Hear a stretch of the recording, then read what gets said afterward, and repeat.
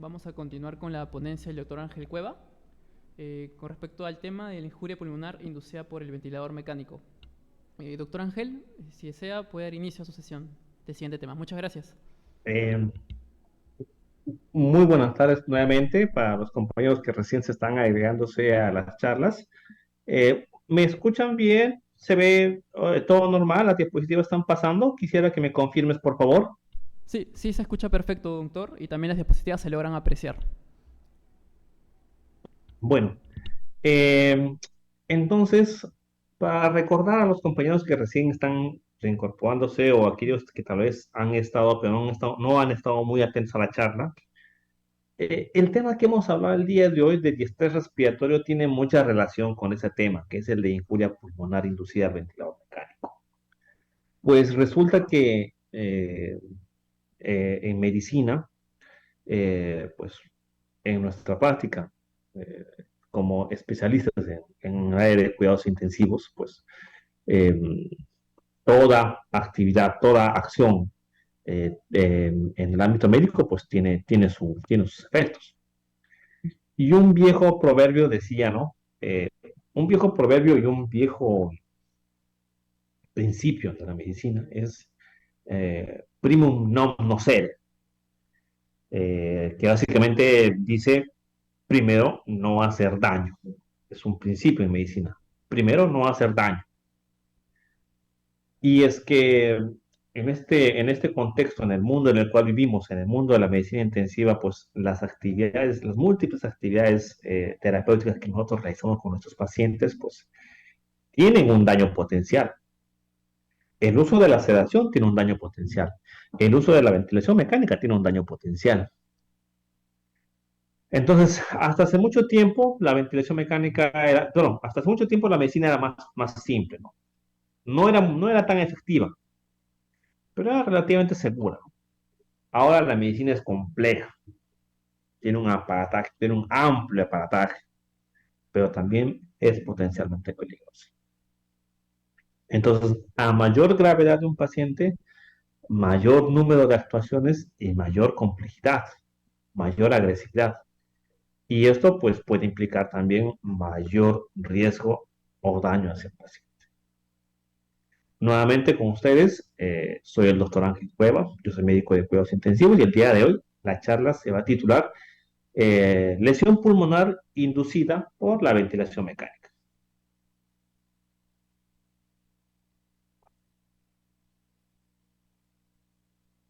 Entonces, nosotros, como les explicaba en la charla previa, nosotros teníamos la idea de que en ventilación mecánica o en el diestrés pulmonar, el daño en el pulmón, pues era un daño homogéneo, ¿no? Pensábamos que por rayos X los dos pulmones estaban comprometidos de manera homogénea.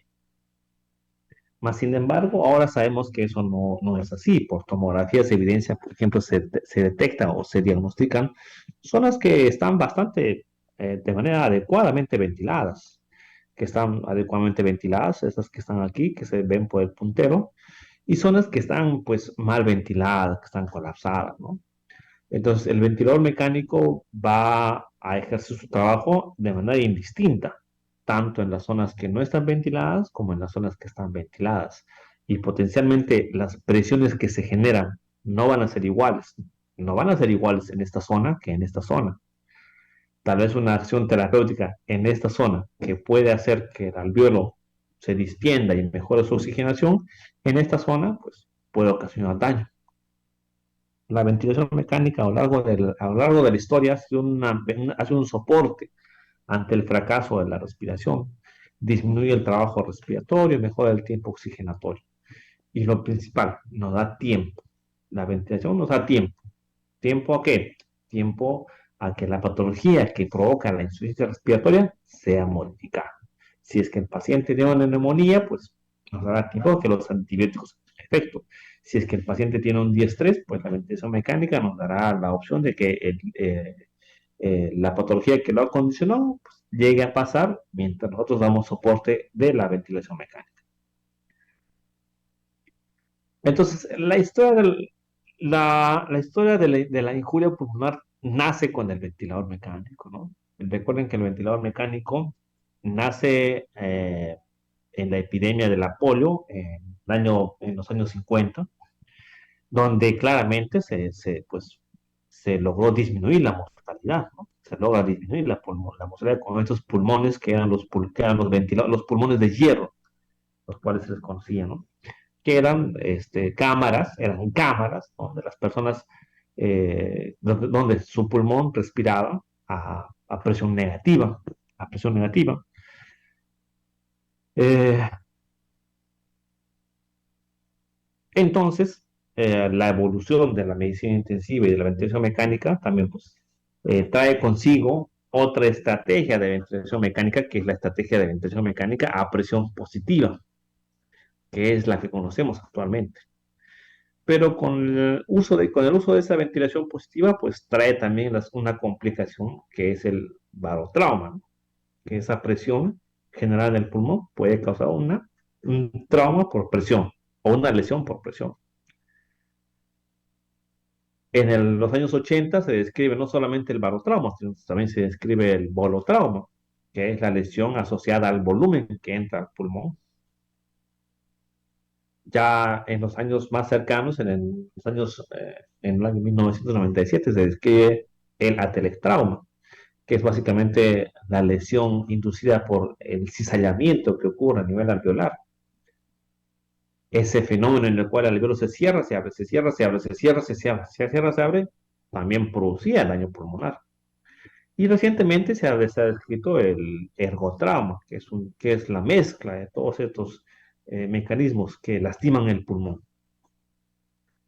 Entonces, ¿qué es Billy, no? Billy, como su acrónimo en inglés lo menciona, es lesión pulmonar inducida por ventilación mecánica. Viene a ser el daño pulmonar que se ocurre de manera aguda, que está directamente relacionada al uso del ventilador mecánico. Entonces, qué mecanismos van a producir daño pulmonar? El barotrauma, el barotrauma que ya les he explicado, que es por presiones altas, bolotrauma por volúmenes altos, ateletrauma por fenómenos de cizallamiento, biotrauma y ergotrauma, que básicamente va a ser por los fenómenos de energía que se producen para que haya la ventilación mecánica.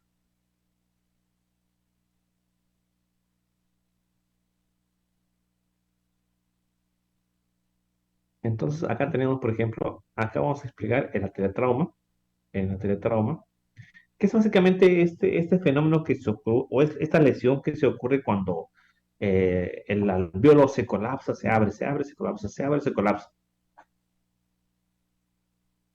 Esto va a ser pues, debido a volúmenes bajos, va a generar disfunción endotelial con presencia de marcadores inflamatorios.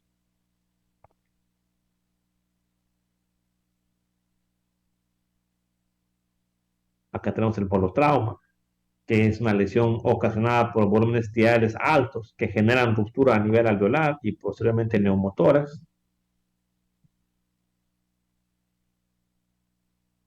Entonces acá tenemos nuevamente, ¿no? Este gráfico que lo hemos visto con bastante frecuencia. Es el gráfico de un alveolo y un capilar, en el cual vemos, por ejemplo, en la gráfica del lado derecho, cómo es que un alveolo, al ser sometido a volúmenes bastante amplios, puede llegar a producir colapso en algunas uniones alveolo-capilares. Y por ese colapso puede llegar a ocurrir fuga de aire y posteriormente el alveolo llega a colapsarse. En esta imagen, por ejemplo, vemos cómo el bolotrauma genera colapso en las unidades alveolares.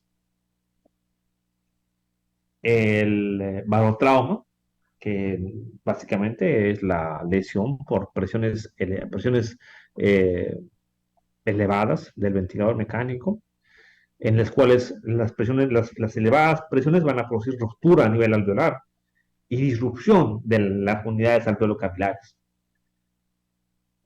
Esto va a generar una ruptura por estrés y como por ejemplo acá en esta imagen, por ejemplo, vamos a tener la ruptura alveolar, la cual va a producir enfisema pulmonar y posteriormente puede causar un neumomediastino.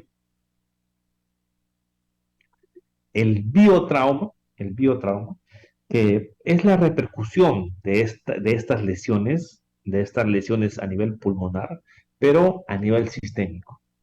En este gráfico tenemos, por ejemplo, cómo es que este alveolo es sometido a diversos mecanismos de agresión, como el bolotrauma, teletrauma, bolotrauma. Pero fruto de esta lesión se ha producido un proceso inflamatorio con la liberación de citoquinas a nivel sistémico. Y esto va a generar pues, alteraciones a nivel distal, como por ejemplo a nivel renal, a nivel intestinal, a nivel circulatorio. Entonces, todos estos mecanismos van a generar una respuesta inflamatoria, una respuesta sistémica, que va a ser ocasionada por grupos celulares como neutrófilos, macrófagos, que van a alterar la permeabilidad y van a generar una respuesta inflamatoria sistémica. Entonces, en este gráfico podemos ver nosotros un alveolo y su capilar, y vemos cómo es que en este alveolo, al ser sometido a diversos mecanismos de injuria que he descrito, puede generar la concurrencia de ciertos grupos celulares, como por ejemplo los poligonofiliares, los neutrófilos, los eosinófilos, y esos van a arrojar al torrente sanguíneo un sinnúmero de citoquinas. Estas citoquinas van a ejercer un mecanismo inflamatorio, no solamente local, sino también sistémico. Y este mecanismo sistémico pues, puede llegar hasta la muerte. Entonces, la liberación de citoquinas por los macrófagos y estos grupos celulares, pues van a llegar a generar disfunción de otros órganos, aparte del pulmonar, y esto puede generar fallo multiorgánico con la consecuente muerte del paciente. Entonces, eh, algo que se ha relacionado mucho a la aparición de injuria pulmonar asociada al ventilador mecánico es la ventilación protectiva.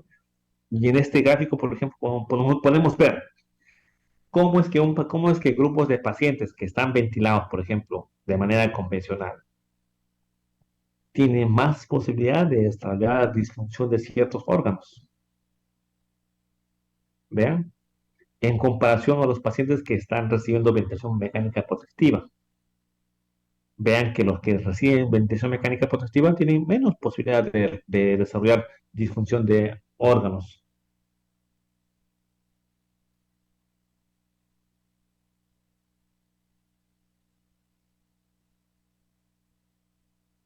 Recientemente, eh, en tiempos antes de la pandemia, el doctor Gattignoni, que es otro de los investigadores eh, ampliamente conocidos en el mundo de cuidados intensivos, proponía que esos mecanismos que yo les he explicado de injuria pulmonar como eh, el bolotrauma, el biotrauma, el atelotrauma, no eran los únicos mecanismos que provocaban eh, lesión a nivel pulmonar. Y él planteaba un nuevo mecanismo de injuria. Él planteaba el ergotrauma y que básicamente era la lesión de manera global de todas aquellas fenómenos agresores, como por ejemplo el bolotrauma, el biotrauma, el atelotrauma, todos se juntaban a la vez, todos se juntaban. Y estos agentes pues provocaban daño al pulmón por la cantidad de energía a la cual el pulmón está siendo sometido. Entonces, el pulmón, para poder respirar con el ventilador mecánico, no respira por sí mismo. Para que el pulmón se pueda distender, hay un intercambio de energía. Y esta energía va a depender de la mecánica respiratoria del pulmón. Esta energía se le llama poder mecánico. Y es un parámetro que actualmente está muy de moda y que tiene que ser monitorizado por nosotros. Hasta no hace menos de un mes, en una de mis charlas, yo les explicaba el tema de mecánica respiratoria, que básicamente hacía referencia a cómo es que el pulmón funciona en ventilación mecánica. Un parámetro que también debemos incluir a ese concepto es el concepto de poder mecánico, que como les he mencionado es la cantidad de energía que se disipa en el pulmón en cada ciclo respiratorio. Entonces, la energía se mide en unidades de joules, que es la cantidad de energía, es la unidad de energía. Entonces, la teoría nos dice que un paciente que está siendo ventilado con una energía de joules, de 12 joules, pues no tiene un riesgo alto de provocar una bili o una injuria pulmonar. Mientras que un paciente que está siendo ventilado o que genera una energía de 17 joules, 22 joules, 27 joules para arriba, la mortalidad comienza a aumentar. ¿Qué significa esto? Que un paciente a mayor energía, un paciente cuyo pulmón requiere más energía, pues la condición o la posibilidad de que el paciente pueda fallecer aumenta. Y ustedes me dirán, pero doctor, usted, al igual que la meseta, al igual que la Driving Pressure, ¿cómo nosotros podemos saber cuánta energía están necesitando los pulmones de nuestros pacientes para saber si es que realmente el pulmón el pulmón al cual estamos ventilando es un pulmón que está usando bastante energía o poca energía? O está siendo sometido a altas energías o está siendo sometido a bajas energías. Entonces, es así que el doctor Gattignoni menciona, ¿no?, que el poder mecánico, la energía que va a disiparse en un pulmón, va a estar relacionada a estos parámetros, a la frecuencia respiratoria. Esto es una constante que va a convertir, va a ser el factor de conversión a joules. Pero la energía que va a disiparse en nuestro pulmón pues va a estar relacionada a la frecuencia respiratoria, al volumen tiral, a la presión pico, a la pletón y la PIP. Entonces, fruto de esta ecuación matemática es que nosotros vamos a poder, aplicando esta fórmula matemática, saber cuánto de energía va a estar siendo sometido el pulmón de nuestro paciente. Si es que la energía a la cual el pulmón está siendo sometida es alta, pues hay más posibilidades de que pueda haber daño pulmonar. Hay más posibilidades de que haya un ergotrauma. Ergotrauma. Entonces, llevemos esta formulita a la práctica sin olvidar este gráfico que tenemos acá. El basal es que nuestro paciente esté siendo ventilado con bajo impacto de energía, 12 joules, porque por encima de 17 joules ya la mortalidad comienza a aumentar. Entonces, acá tengo yo preparado una diapositiva. Acá he hecho un frame, un pequeño corte del ventilador mecánico que yo clásicamente uso con ustedes. Y en la parte superior ustedes ven la fórmula de poder mecánico.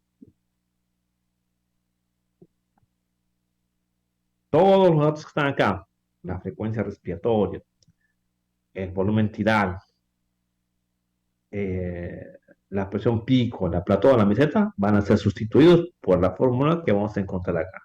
La frecuencia respiratoria, 16. El volumen tidal, 360. La presión pico, acá está en 20. La plató menos la PIP, que es el drive pressure, en este caso me salió una DP de 10. Entre dos nos salía 5. Entonces, simplemente suplantamos. Este es el factor de conversión, factor constante. La multiplicación entre la frecuencia respiratoria y el volumen tidal me daba un valor de 5.5 ml por minuto, que es el valor del volumen minuto, por la pico, que es 20, menos la plató menos la PIP, ¿no? la plato es 17, la pipa es 10, entre 2 me salía, si mal no recuerdo, 3.5, ¿no? Toda esta ecuación me da un valor de 8 joules. 8 joules.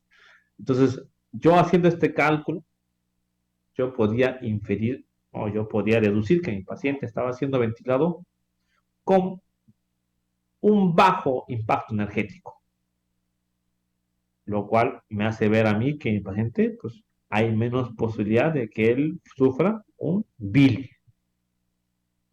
o pueda presentar alguna injuria relacionada a la ventilación mecánica. No sé si esta, no sé si esta fórmula matemática la he explicado bien. La vamos a volver a repasar al final de mi charla, por favor. No sé si alguien tal vez tenga alguna duda, alguna consulta acerca de lo que acabamos de hablar. Doctor, ¿podría repetir? Entonces, en este punto de la charla, eh, compañera Flor, en este punto de la charla yo ya había explicado que la ventilación mecánica es un procedimiento de la medicina que también tiene efectos adversos. Uno de sus efectos adversos son los llamados, es la llamada injuria o lesión pulmonar asociada a la ventilación mecánica. Entonces, uno de los mecanismos por los cuales se producen estas lesiones a nivel pulmonar, pues suele ser porque el ventilador mecánico puede generar presiones a nivel pulmonar altas. Y esas presiones altas, pues pueden producir parotrauma. El pulmón se rompe, por así decirlo. El ventilador mecánico puede generar volúmenes diales bastante altos. Y esto va a generar bolotrauma. El ventilador se va a distender. Va a haber fuga a través de las uniones capilares. Y esto puede producir bolotrauma o neumotórax, bolotrauma. Puede haber atelectauma, que básicamente es cuando el ventilador mecánico en la inspiración abre el pulmón, en la expiración cierra el alveolo, abre el alveolo, cierra el alveolo. Entonces, este mecanismo de descizallamiento del alveolo pues causa lesión, causa un proceso inflamatorio. Entonces, este fenómeno puede generar el ateletrauma. Y recientemente pues se ha descrito el ergotrauma. El ergotrauma es el daño generado por la energía que se produce para que el ventilador mecánico pueda generar, eh, eh, pueda generar cambios en el pulmón.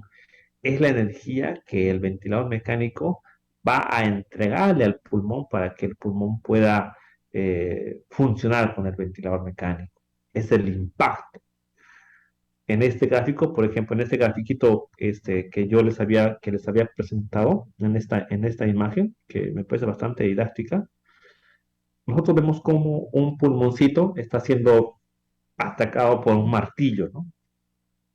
Y es que clásicamente lo que ocurre con nuestros pacientes cuando están conectados en ventilador mecánico es eso. Los repetidos ciclos de respiración, de inspiración, expiración, inspiración, expiración, inspiración, expiración, van a demandar al pulmón una carga energética para que el pulmón genere una inspiración. Va a generar una carga energética. Esta carga energética va a ser generada por el ventilador mecánico en forma de volumen, en forma de presión. ¿Quién va a ser sometido a esa carga o quién va a llevar esa carga? Es el pulmón. Entonces, este grafiquito nos explica muy bien qué es lo que pasa en el pulmón. Nosotros creemos que la ventilación mecánica es un fenómeno, es un proceso inocuo, no dañino, pero en verdad no es así. Es un proceso en el cual sí potencialmente puede causar, puede lastimar. Y esta forma en la cual lastima el pulmón se llama ergotrauma. Ergotrauma. ¿Cómo nosotros sabemos si es que nuestro paciente está generando ergotrauma o está generando eh, lesión pulmonar asociada a la energía? Es mediante el poder mecánico. No sé si me estoy dejando entender. Una de las formas en las cuales nosotros podemos decir que nuestro paciente está generando ergotrauma es a través del poder mecánico, que básicamente es una fórmula matemática que nos dice cuánta energía está recibiendo nuestro pulmón en relación a algunas variables que se producen en el ventilador mecánico. Y muchas de estas variables son fácilmente identificables en el monitoreo ventilatorio, como por ejemplo la frecuencia respiratoria, el volumen tidal, la pico, la plató, la PIP. Mediante esta ecuación matemática es que se puede saber cuánta energía está siendo sometida a nuestro pulmón. Entonces, si es que nuestro pulmón está siendo sometido a una energía de menor a 12 joules, el pulmón está bien. Probablemente el pulmón no esté siendo sometido a altos potenciales de energía. Mientras si el pulmón está siendo sometido a energías altas, como 17 joules, 22, 21, 27 joules, pues ya en este punto la posibilidad de mortalidad aumenta. Eso lo sustentan los artículos. Entonces he llevado a la práctica, como repito, voy a repetir nuevamente esta ecuación al final de nuestra charla. Simplemente hacemos la suplantación de esta fórmula matemática. FR es la frecuencia respiratoria por el volumen tidal. Recuerden que esto multiplicado nos da el volumen minuto, que es lo que está acá, que sale un valor de 5.5, ¿no? Que justamente aquí sale, ¿no? Volumen minuto 5.5. La pico, que está aquí en 20. La plató, que me sale un valor de 17, menos la PIP, que está en 10. Eso se divide entre 2. Y fruto de esta ecuación matemática, me sale un poder mecánico con un valor de 8 joules, lo cual significa que este paciente que está siendo ventilado a volúmenes bajos, a frecuencias bajas, a PIP relativamente moderadas, pues no está recibiendo tanto impacto ventilatorio, no está recibiendo tanto impacto en energía por parte del ventilador mecánico. Entonces, ¿qué es lo que pasa cuando un pulmón está siendo sometido a todas estas injurias, ¿no? Al holotrauma, al barotrauma, al polutrauma, al ergotrauma?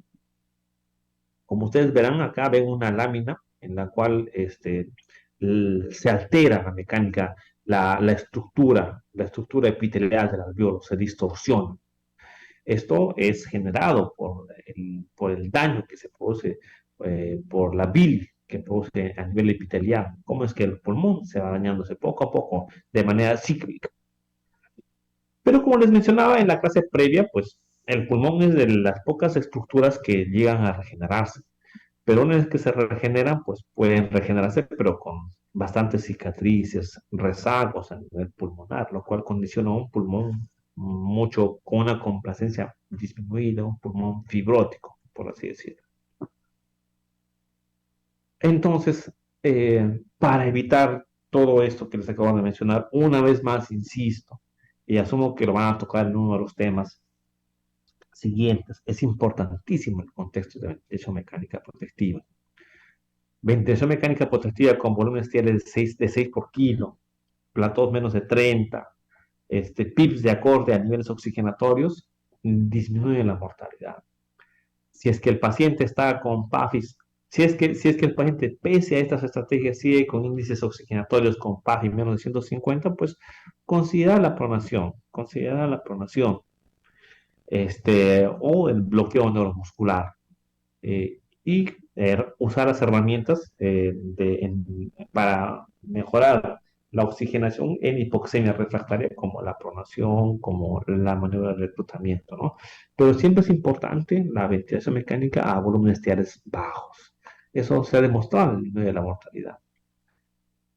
Una de mis últimas diapositivas es esta diapositiva, que básicamente nuevamente repite, ¿no? la fórmula del poder mecánico, porque el poder mecánico es el que genera ergotrauma. El ergotrauma es la conjunción de todas las formas por las cuales el pulmón puede ser lastimado. Bolotrauma, barotrauma, ateletrauma, biotrauma. Entonces, idealmente, el poder mecánico debe estar menos de 17, que es lo que, que es lo que sustenta la evidencia científica. La frecuencia respiratoria, hay estudios o hay evidencia que mencionan que un paciente que está ventilado con frecuencias respiratorias bastante altas, pues a más frecuencia respiratoria, pues va a haber más estrés, va a haber más strain, va a haber el fenómeno como les menciono, del estrés y el strain. Eso va a ser el elongamiento y acortamiento de las fibras musculares. Y es por eso que se recomienda que las frecuencias sean menores de 20. El volumen corriente o volumen tial, ¿no? Que esté menos de 7, por ejemplo, o como yo he aconsejado, ¿no? Volumen tial es de 6 por kilo. Acá el estudio ARNET del 2000, que también les había mencionado, recomienda menos de 7,5. La presión plico, que debería ser menos de 30. La presión meseta, que sabemos que por los estudios del doctor Amato, la presión meseta debe ser menos de 30. Y lo que no se sabe hasta ahora es cuál debe ser la PIP ideal. Sea cual sea la PIP ideal, nosotros debemos monitorear que nuestra driving pressure sea menos de 15. Todos estos parámetros, el cumplimiento de todas estas variables nos asegura un poder mecánico bajo, un poder mecánico menos de 17. Un poder mecánico menos de 17 hace que nuestro paciente tenga menos posibilidades de producirse un ergotrauma, y consiguiente injuria pulmonar asociada a la ventilación mecánica, ¿no? Entonces, se sabe, pues la evidencia nos menciona que la limitación del volumen corriente, el volumen tidal, es la piedra angular de la ventilación positiva. Y esto disminuye todas las lesiones que el día de hoy les he explicado, ¿no? También, aparte de eso, nosotros debemos limitar las transfusiones, debemos limitar los fluidos por el proceso inflamatorio que se produce en el diestrés que les he mencionado. No es necesaria una sedación profunda. Siempre protocolizar un destete adecuado, la movilización precoz, control de las infecciones, monitoreo del esfuerzo respiratorio. eh, la ventilación mecánica sabemos que pues, puede lesionar el pulmón. La respuesta local puede diseminarse, ¿no? E incluso una respuesta local puede condicionar una disfunción multiorgánica. Felizmente, pues a la par que hay procesos destructivos, también hay fenómenos de reconstrucción a nivel pulmonar, pero esto va a depender del estado basal del paciente. Controlando los mecanismos del valio Billy, especialmente mediante estrategias ventilatorias protectoras, se puede prevenir y amortiguar el efecto lesivo de la ventilación mecánica. Eh, bueno, entonces en este punto vamos a nuevamente repasar, vamos a hacer un caso clínico. Vamos a hacer el mismo caso clínico que ya hemos usado hace un momento, ¿ya? No sé si alguien de ustedes tendrá alguna pregunta acerca del D-Billy, que es la charla que acabo de comentarles. Y usando el caso clínico del anterior paciente, de nuestra pacientita que tenía un diestrés respiratorio, vamos a analizar y vamos a ver si es que nuestra paciente puede estar siendo sometida o puede estar cursando con alguna de las lesiones inducidas por ventilación mecánica, ya sea barotrauma, bolotrauma, ateletrauma o ergotrauma, ¿no? A ver, acá nos dicen, entonces, si es que no sé para eso. Doctor, ¿puede escribir? Ah, ya, perdón. Entonces, para los nuevos, eh, para los que recién se están agregándose o los que recién están ingresando al grupo o los que tal vez han estado distraídos o han estado tal vez con algunas otros pendientes ahí, tal vez en la guardia o a veces en la casa, haciendo algunas que otras cosillas, pues nosotros nos encontrábamos aquí, nuestra pacientita, pues una pacientita que lamentablemente es una paciente joven que eh, nos llega a la emergencia, eh, con el antecedente de haber sido, bueno, con el antecedente de haber libado bebidas alcohólicas en abundancia y aparentemente había sufrido un fenómeno de microaspiración, ¿no? Entonces, le hicimos una plaquita de rayos X una mujer de 16 años, le hacemos su plaquita de rayos X y nos encontramos esto, ¿no? Diagnosticamos diestrés, ¿no? Pulmón bilateral comprometido.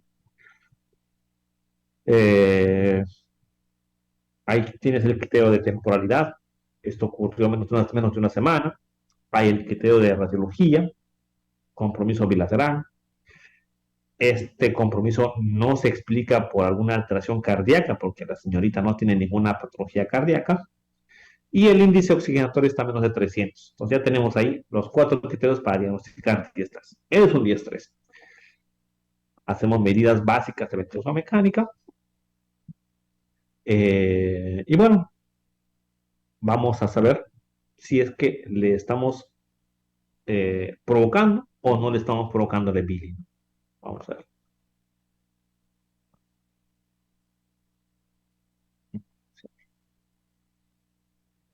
Dice William Alberto, dice, ahora también se habla de miotrauma. Voy a guardar un poco tu pregunta, William, si me permites, por favor, para el final, para el final.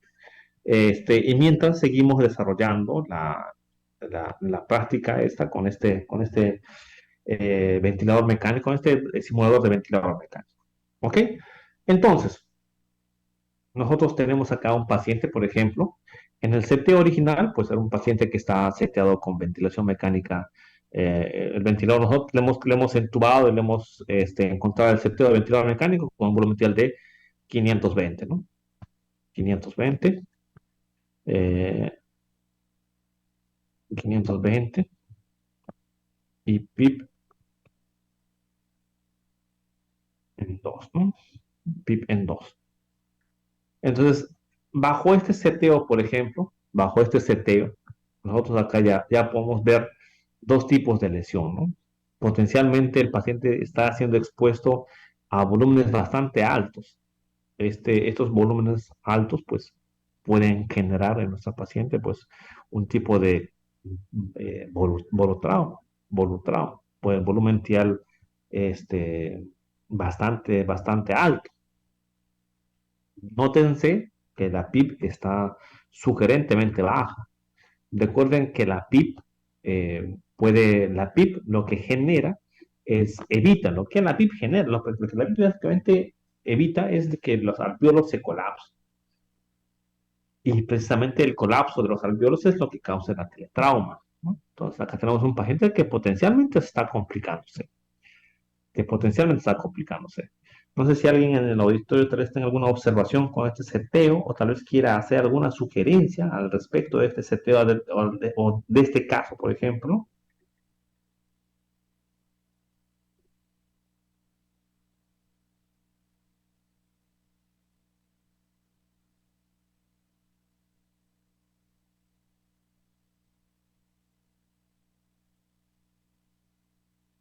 Entonces, eh, tenemos este seteo del ventilador mecánico. Nosotros, como hemos atendido a las charlas del doctor Ángel Cueva, sabemos que la ventilación mecánica debe ser protectiva. Sabemos que lo único que nos previene de estas lesiones pulmonares inducidas por el ventilador mecánico, pues es la ventilación protectiva. Entonces, a nuestra pacientita la llevaremos hacia parámetros protectivos, ¿no? 6 por kilo, ella pesa 50 kilogramos de peso prehecho, la llevamos a 300, ¿no? 300. La llevamos a 300. Vamos a aumentar la PIP para que la PIP genere un fenómeno en el cual se evite ese colapso alveolar.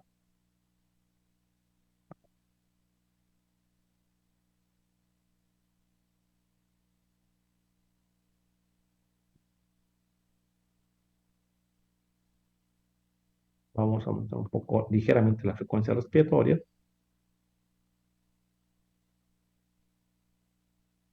pero también vamos a dar la oportunidad para que el tiempo inspiratorio siempre esté en 1.2.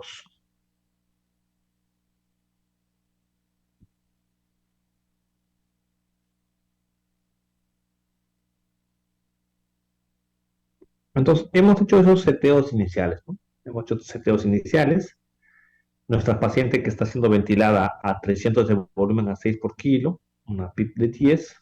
Hacemos las mediciones que siempre se deben hacer en todo paciente que está en diestrés.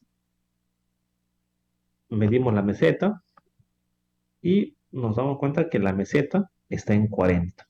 Está bastante alta. Paciente está con una neumonía aspirativa, bueno, se le da oportunidad para que esté con antibióticos y luego poco a poco la paciente comienza a presentar cierta mejoría. Se hace el seteo del ventilador mecánico,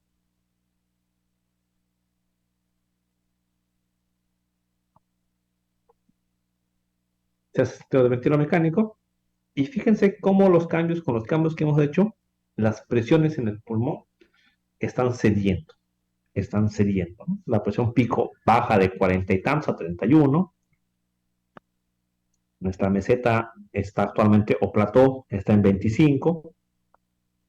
Entonces, ya a este paciente le hemos quitado el factor o el riesgo de que haga un monotrauma, el riesgo de que haga un ateletrauma, el riesgo de que el paciente haga un barotrauma. Y vamos a poner en práctica algo más. Pero antes de eso, vamos a ver si es que hay preguntas en el chat. Dice, muy bajo su PIB para este volumen. Sí, y sí.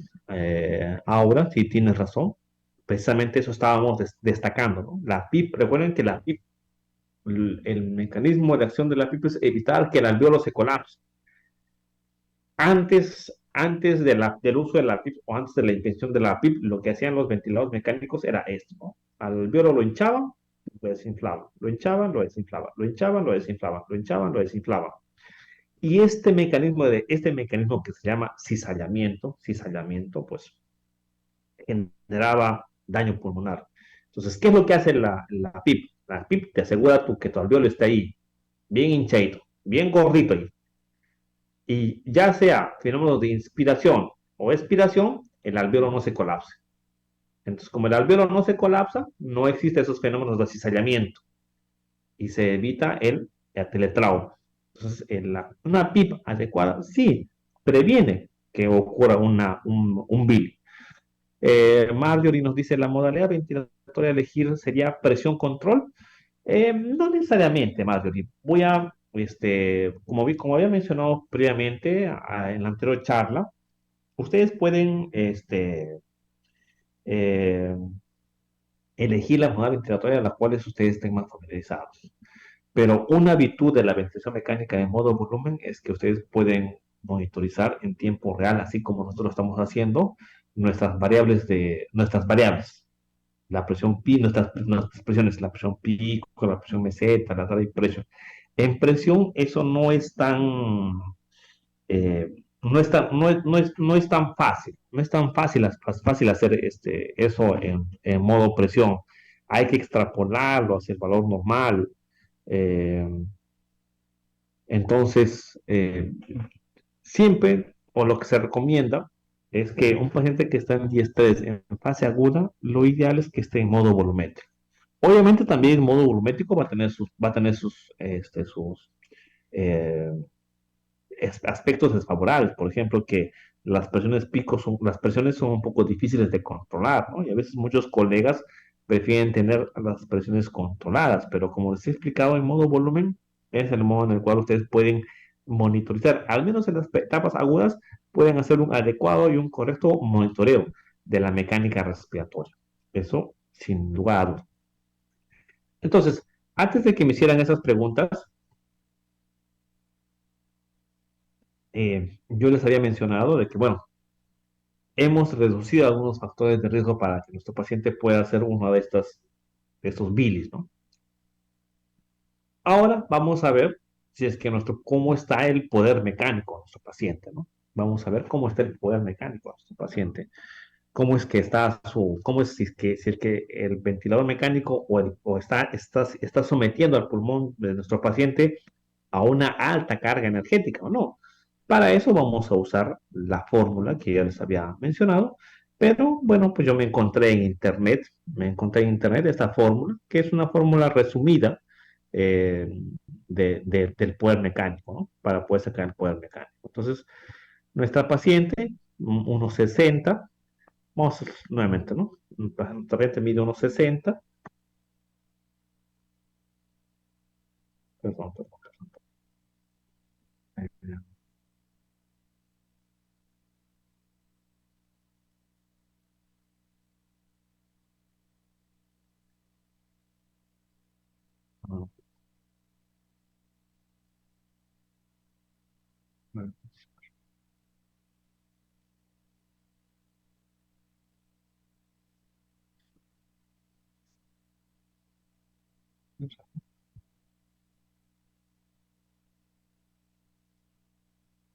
Vamos a usar la fórmula que yo les había mostrado previamente, pero vamos a hacerlo a través de esta calculadora que he encontrado por internet. Que ustedes lo pueden encontrar fácilmente también en sus dispositivos, en sus computadoras, en sus dispositivos, ¿no? Entonces vamos a simplemente suplantar los valores para saber con cuánto está el valor de nuestro poder mecánico, ¿no?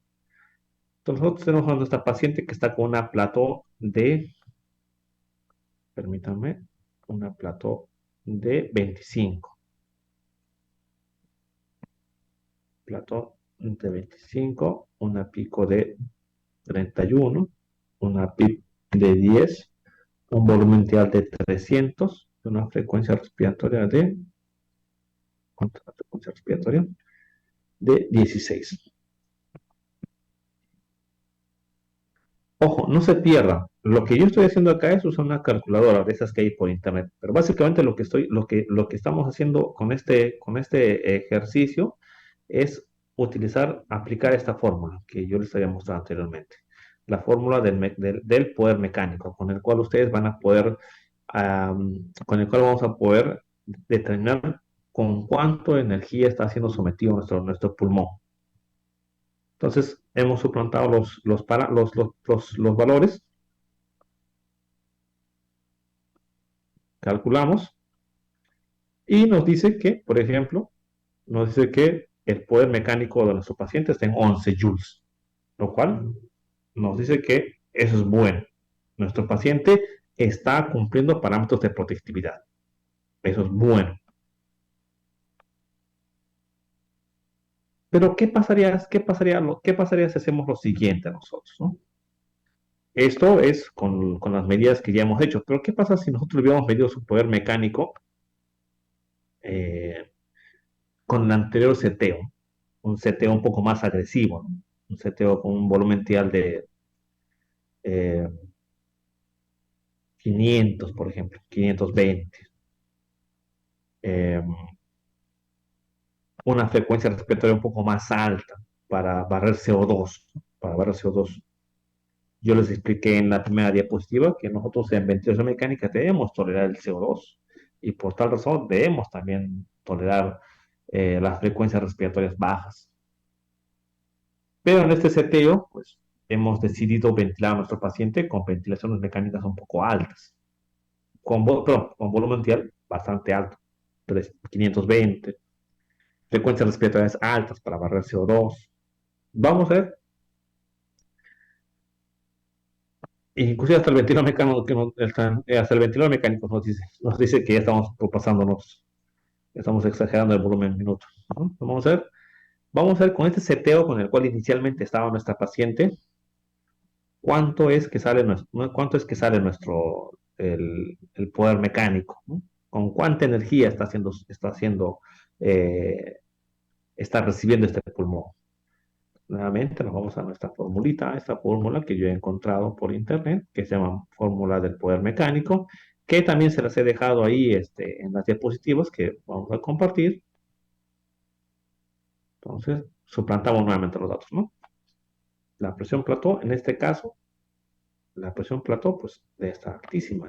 La presión plató está en 44. Uf, no está para nada protestivo. La presión pico está en 44 también. La PIP está en 10. Nos hemos pasado de volumen tial de 300 a 520. Y le hemos dado frecuencia respiratoria alta. Hemos dicho, hay que darle frecuencia respiratoria alta para barrer CO2. Le damos una frecuencia respiratoria de 24. Calculamos. La miércoles, miren. Y nos sale un poder mecánico de 33 joules, lo cual nos sugiere que el manejo ventilatorio no es un buen manejo ventilatorio. No estamos haciendo este, un buen manejo ventilatorio. Y todo lo contrario, un seteo como este, pues predispone a que nuestro paciente tenga un BILI, en este caso un ergotrauma. este seteo del ventilador mecánico, aparte del diestrés que está golpeando el ventilador, porque está, el diestrés está golpeando el pulmón, está lesionando el pulmón con todas las células y todas las toquinas. Y por otra parte, nosotros también con el ventilador mecánico estamos que le chancamos y le chancamos al pulmón. Esto disminuye la posibilidad de que nuestra paciente sobreviva. Esto lo dice la literatura, lo cual ya ha sido ampliamente sustentado. Entonces, nosotros vamos a volver nuevamente, vamos a mejorar el seteo, vamos a bajar la frecuencia respiratoria, bajamos la frecuencia respiratoria, pero ¿qué pasaría si solamente, en vez de bajar el volumen minuto, solamente bajamos la frecuencia respiratoria, ¿no? Ponemos una frecuencia respiratoria de 15, bajamos de 15. La plató sigue siendo, perdón, la pico sigue siendo alta, se dan cuenta, el volumen inicial sigue siendo alta. La pico sigue siendo el mismo valor de la plató. La plató está en 43, perdón, sí, la pico sigue en 43, la PIP sigue en 10, el volumen inicial sigue en 520. La frecuencia respiratoria dijimos, bueno, vamos a tolerar hipercambio, vamos a bajar la frecuencia respiratoria, vamos a bajar la frecuencia respiratoria a 15. Calculamos y el poder mecánico sigue saliendo alto, sigue siendo un poder mecánico alto. Entonces, igual, es un mal manejo ventilatorio. El pulmón está siendo sometido a altas cargas energéticas. ¿Qué es lo que he querido demostrar con esto? Que de todos estos parámetros que nosotros seteamos, no hay ningún parámetro que sea tan importante como el volumen T bajo. Ni la PIP, ni la frecuencia respiratoria, ni el tiempo inspiratorio, ni el FIO2 son tan efectivos como el volumen tidal a 6 por kilo eh, para disminuir el efecto del bill. Entonces, nuevamente, volvemos a este seteo.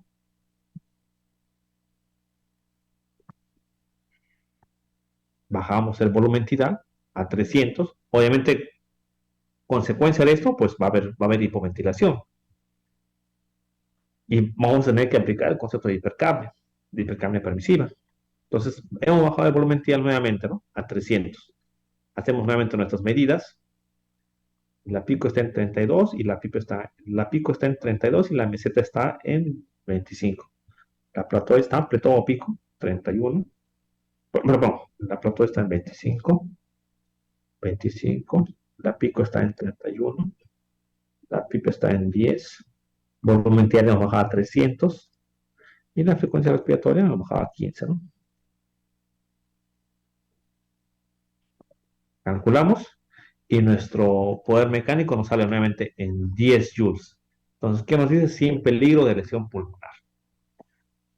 Con esto corroboramos que un seteo con volúmenes diarios bajos, un seteo con, eh, con, eh, con volúmenes diarios bajos, con con presión meseta, menos de 30, meseta menos de 30, diving pressure menos de 15, pues disminuye la posibilidad de hacer injuria pulmonar. Y esto deberíamos hacerlo siempre. Debemos monitorizar cómo está en nuestro paciente, ¿no?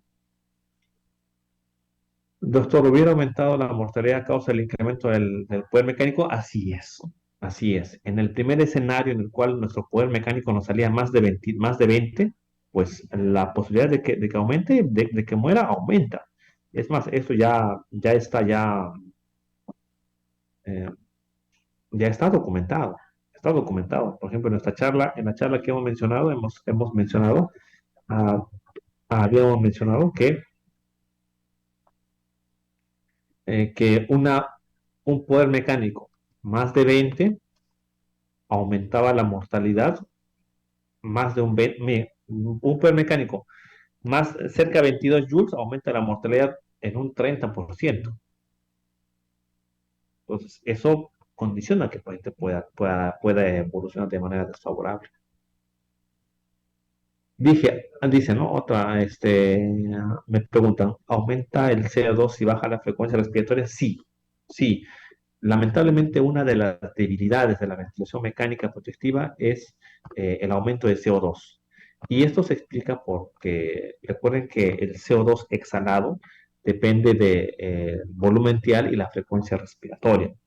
En ventilación mecánica, el valor del CO2 depende del volumen tidal y la frecuencia respiratoria. Entonces, si ustedes bajan el volumen tidal, el paciente va a eliminar menos CO2. Si bajan la frecuencia respiratoria, el paciente va a eliminar menos CO2. Si elimina menos CO2, va a condicionar más acidosis respiratoria. Entonces, estamos en una encrucijada, ¿no? Porque entiendo que algunos dirán, pero doctor, el paciente está con CO2 de 70 y el pH está en 7.3, está cayendo, eso no está bien. Es por eso que se propone el concepto de hipercapnia permisiva. Tolerar el CO2, tolerarlo, porque al final de cuentas la meta ya no es tanto oxigenación, la meta ya no es mantener un CO2 adecuado, la meta es mantener protectividad pulmonar. Dice, doctor, también es importante valorar el volumen tidal exhalatorio, donde pueden reportar superior a lo programado. Sí, claro que sí, es bastante importante, pero no es tan importante como mantener un volumen T al menos de 6. Recuerda que el volumen exhalatorio depende de algunas comorbilidades o algunas patologías que el paciente tenga. Puede ser un EPOC, puede ser un asma, y el volumen exhalatorio no va a ser el mismo que el inhalatorio. Eso va a depender bastante. Sí es importante, sí se debe monitorizar. Me preguntaron a un inicio, me dijeron, doctor, ¿y qué hay del miotrauma? El miotrauma también es importante, ¿no? Entonces, ¿qué ocurre? Entonces, cuando nosotros tenemos un paciente que hace esfuerzo respiratorio, que hace un esfuerzo respiratorio, eh, por ejemplo, a ver, déjenme setear, un paciente que hace esfuerzo respiratorio, condiciona el miotrauma, no es más que eh, acá está. Es esto, ¿no? Es un esfuerzo, es el esfuerzo que el paciente genera en la respiración, ¿no? Entonces, estos esfuerzos que se producen va a hacer que los músculos de la respiración generen mayor trabajo. Y esto va a producir daño no solamente en el parénquima pulmonar, sino también en componentes del aparato respiratorio, que en este caso es el aparato respiratorio compuesto por los músculos. Eso hace referencia al miotrauma. Entonces, es por eso también importante. Y el miotrauma va relacionado con algo que también ha estado en estudio recientemente, que es el PECIL, ¿no? Que es el daño pulmonar autoinfligido. El mismo paciente, eh, cuando cuando realiza inspiraciones forzadas puede lastimar el pulmón. El mismo paciente al hacer respiraciones forzadas puede lastimar el pulmón. Un paciente que está con este seteo, pues va a lastimar su pulmón. Y no solamente va a lastimar el pulmón, sino también va a generar una sobrecarga a nivel muscular, lo cual se conoce como miotrauma. Y es por eso necesario que nosotros, cuando tengamos un paciente que esté haciendo esfuerzo respiratorio, darle un adecuado nivel de sedación, evitar las asincronías, y si es que requiere realmente, pues una adecuada relajación para que el seteo del ventilador mecánico nos permita tener ese tipo de paciente adecuadamente controlado. Bueno, ha sido una charla bastante bonita. Agradezco la participación de todos y cada uno de ustedes. Eh, bueno, si no hubiese alguna otra consulta, alguna pregunta más, entiendo que debe haber otro ponente. Estoy muy agradecido por su atención, muy agradecido por Asís, por darme la oportunidad de dar este tipo de maravillosas charlas y bueno, estimularles a ustedes para que continuemos con la formación, con leyendo, en esto que nos apasiona, que es el mundo de la terapia intensiva. Permiso. Muchas gracias, doctor Ángel. Bueno, ahora, si hay alguna consulta, alguna pregunta, la puede realizar.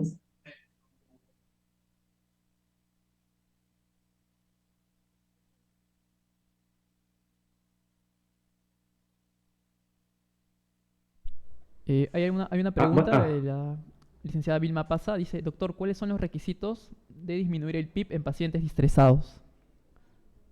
mm, Dentro de todos los parámetros que les he mencionado, tal vez habrán notado que no le he dado mucha importancia a la PIB.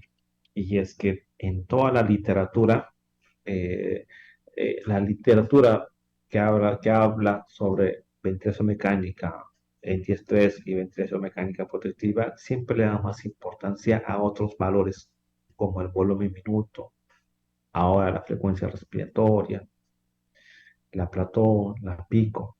Pero a la PIB no le da mucha importancia porque lamentablemente la PIB, si bien es cierto,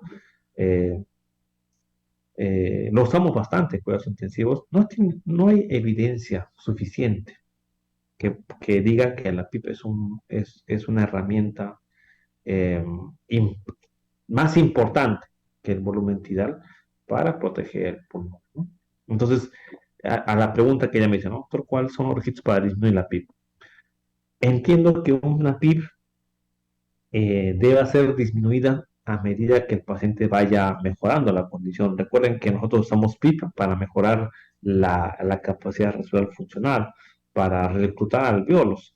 Entonces, a medida que nuestro paciente vaya mejorando la oxigenación, a medida que nosotros vayamos abordando su manejo del paciente, a medida que el paciente vaya presentando recuperación, pues a medida que vaya mejorando también su nivel de oxigenación, iremos bajando la PIB de manera escalonada. ¿Algún protocolo? No hay ningún protocolo para desescalar PIB. Debe ser siempre valorando la evolución clínica del paciente. Muchas gracias, doctor, por su respuesta. Perfecto, doctor Ángel. Bueno, ha sido un placer para mí estar en esta ponencia. Muchas gracias.